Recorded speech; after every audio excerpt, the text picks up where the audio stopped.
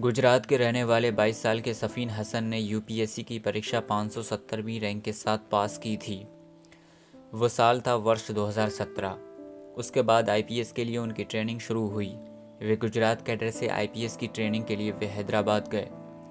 Training पूरी हुई तो गुजरात में जामनगर ज़िले से पुलिस उपाधीक्षक का पदभार मिला।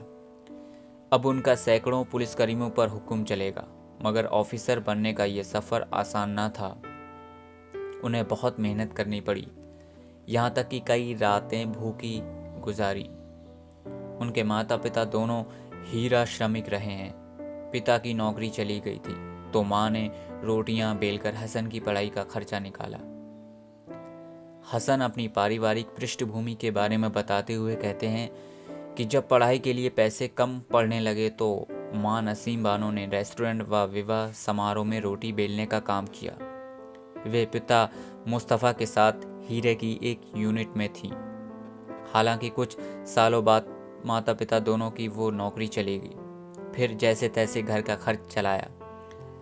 हमें कई रात खाली पेट भी सोना पड़ा। यूपीएससी का पहले अटेम्प्ट देते वक्त एक्सीडेंट हो गया था।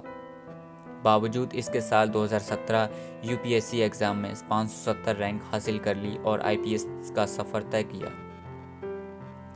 आईपीएस बनने का ख्याल क्यों आया? इसके जवाब में हसन कहते हैं कि जब मैं अपनी मौसी के साथ एक स्कूल में गया था तो वहाँ समारोह में पहुँचे कलेक्टर की आवभगत व सम्मान देकर पूछा कि ये कौन है और लोग इनका इतना सम्मान क्यों कर रहे हैं।